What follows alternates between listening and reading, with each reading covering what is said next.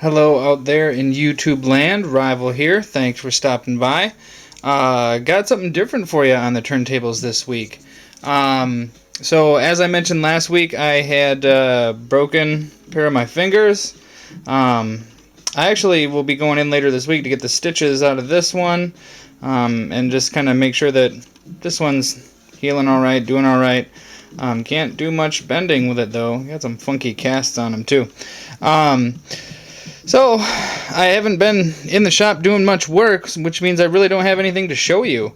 So I had mentioned last week I was planning on doing a couple of review videos in the future, and that's what we got here for you. So, I've been EDCing a pocket torch, pocket flashlight for, I don't know, a little over a year now. Started off with the Preon 2, and I freaking love this thing. Love it so much, in fact, that I wanted to find some backups for it just in case. You know, I've lost it once or twice. I had an issue with the clicky cap, but that seems to be gone away. Plus, you know, it just kind of got me into it. So, in trying to find things that were comparable, I found a couple of different things, but not a whole lot of information on them aside from just some, you know, some cheesy introduction videos. So, hopefully this is some stuff that you haven't seen, or at least a different perspective. So we'll dive right in. Like I said, for me it kind of started with the Preon, so we'll talk a little bit about the pros for all three of these, and then about the cons for all three of these. These two are actually AA or AAA flashlights. This one's a AA flashlight, so that's one, you know, somewhat large difference. I actually prefer these kind of flashlights as opposed to like my CR123A flashlights or something that requires a funky battery. Just because, you know, the way I look at it is if I'm ever in a situation where I'm really relying on it, or I need it, or I happen to be, you know, foraging for whatever reason, or looking around for some reason to get extra batteries for these things, I'm more likely to come across AA's or AAA's than I am 123's or something funky like that. Yeah, you get more power out of them. Yeah, you get more lumens out of them depending on the light. But I really like the flexibility and the ease that the AAA's come with. So, there's not a whole lot that I can say about the Preon that really hasn't already been said. I love this light. I love the settings on it, the low, the medium, the high. I like that it just cycles through those settings, the hidden settings at the end.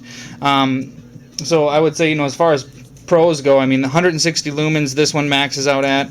This is the titanium satin version, so the head and the clicky cap are both made out of titanium with an aluminum body.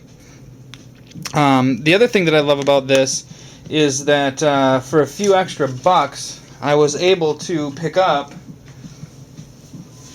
a Preon 1 body.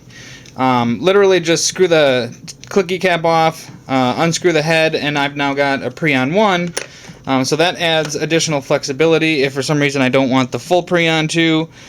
You know, I want something smaller, something more manageable, need to save on battery life or what have you. So I love the flexibility that that brings, just being able to have all those options. So Preon 1, as far as I'm or Preon, yeah, I think this is the Preon 2, Preon 1 with a single.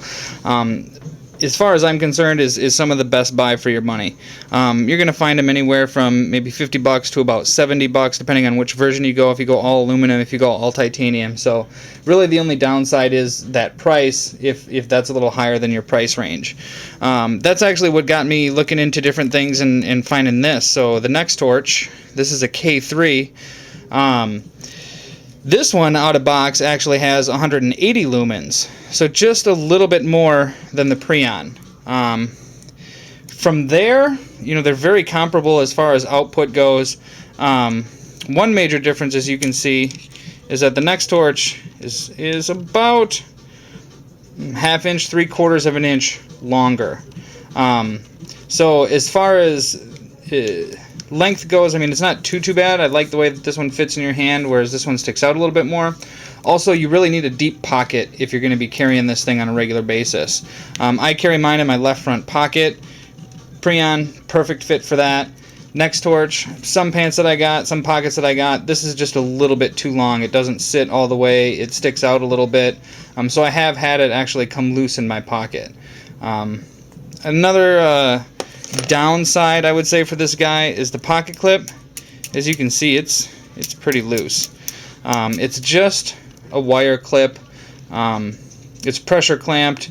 I've tried a couple of times, just rebending it, trying to get it to tighten up a little bit. I don't like it being so loose.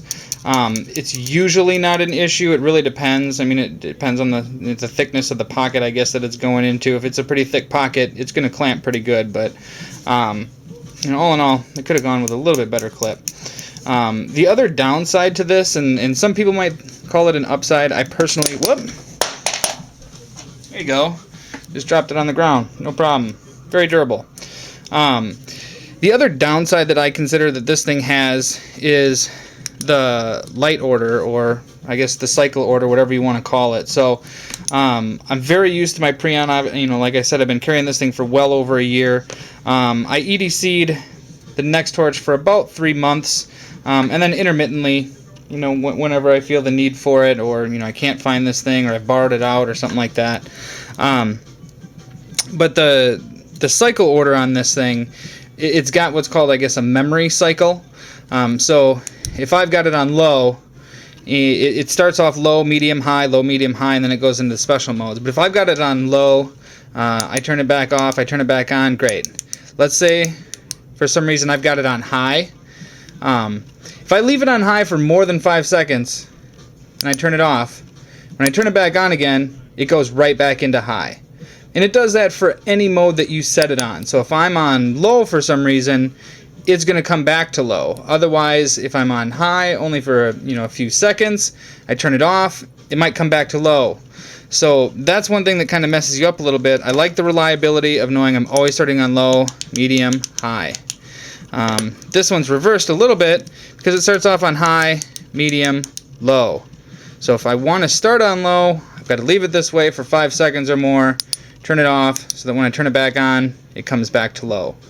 I personally like starting on low just in case I need some low light stuff. I'm just looking around my car, I'm looking around the house, something like that. I don't want 180 lumens on my first click.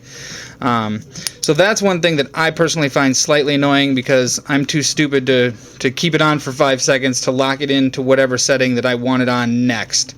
I like just knowing low, medium, high. I get my couple clicks in right away, or I get my middle, and then I can soft click it all the way up for the Preon. That's very nice. Another plus for the Nextorch is going to be the price. Like I said, the Preon's going to run anywhere from $50 to $70 depending on which model you get. This K3, it comes in about $35 to $45 depending on where you find it. So for that kind of money, for the aluminum build, they're both waterproof. They both have the same Cree XPG LED. This one, like I said, just fires at 20 lumens higher than this one. So a little bit less money, a few more lumens, a little bit longer body, slightly looser clip. So all in all, I still rely on my Preon very much, but it's nice to have a comparable backup, and this Nextorch really just does the job really nice. I don't see a whole lot of info about these things, or I don't see them around too much, so thought I'd just throw out a few things about that one. And then about two and a half months ago, I got this guy over here, this EagleTac. So this is a DC25A. So this is actually a 2 AA model. I don't believe they make a AAA model. This one's got a lot more power though, 325 lumens as far as the LED goes. I believe the high setting though really only puts about 209 out the front, so there's a few lumens left to waste if you can find some higher charge batteries or something like that. Great runtime, still has the Cree XPG LED inside of it, so it gives you a nice throw, a nice long throw. So when we come to the pros and cons about this one, the DC25A, you guys might call it a con, I call it a pro. I like the fact that it's the AA's. It's still very slim as far as the AA's go. When I pop these bad boys out, I mean, you can see it is very slimline for a AA flashlight. Size-wise as well, if I compare it to the Preon, it's just barely longer than the Preon, just barely. So that's a great size, perfect size for my pocket. You really don't don't notice the extra width on this thing. This one is a twisty. It also has the low, medium, and high output modes. Low, I believe, goes down to 3 lumens. I believe this one's on low is 2 lumens. I believe this one's 3 lumens. And then this one, like I said, the high goes up as far as just over 200 lumens. I believe it's 209 total. So low, medium, high. Woo! It's great. So very powerful. Also being a little bit wider, having a little bit wider head on it. It does have a little bit wider throw on it. These are very concentrated. So this one's a little bit wider spread. Love the pocket clip on this thing. It's just bolted into the aluminum with some nice knurling on it, so very comfortable in the hand. These two are completely smooth, so it's nice to have that little added grip on this guy. Yeah, the clip is great. Also flat on the bottom, so if you ever need to set it up for anything, I like that feature. I will put it on a dresser or something like that if it's dark and I'm just wanting a little bit of illumination. That's, I guess, one downside I missed on the Nextorch is it's got this funky rounded cap, so you really can't do anything with it as far as that goes. The Preon has a flat enough cap that you can also, probably not going to do it there, but you can balance it on its cap if you need to for some reason. But this thing is fantastic. I just love the ergos of that. Another funky little plus, when you buy the EagleTac, it actually comes with a nice belt pouch too. If you're a belt pouch kind of person, a utility pouch kind of person, maybe a officer on duty, something like that, might be handy. I personally don't use it, but I think it's a nice little touch. I could definitely see people using it. I could definitely see scenarios where I may use it or may mount it on something. So as far as my pro and con list, that pretty much hits it. I mean, the pros are definitely the settings. The price on this thing is great too. It was right around the $50 range. So for a double A, nice and thin, nice and trim. There's definitely other options out there. I'll probably be getting another 4.7s here in the very near future. But I wanted to try something different. I've heard good things about these things. I've never really had my hands on one, and I wanted to. So I dove in at a reasonable price. Like I said, I EDC these things every single day. I love having that flashlight in my pocket. You never know when you're going to need it. And you'd be surprised at how much you use it when you actually have one. So there it is, I guess, my 2 cents, the first rival review. If you got any questions, I'd be happy to answer them. I definitely recommend each of these things, but as I highlighted throughout the video, there's definitely a few drawbacks to each one. So if you guys are in the market for a flashlight, personally, I'd start with the Preon.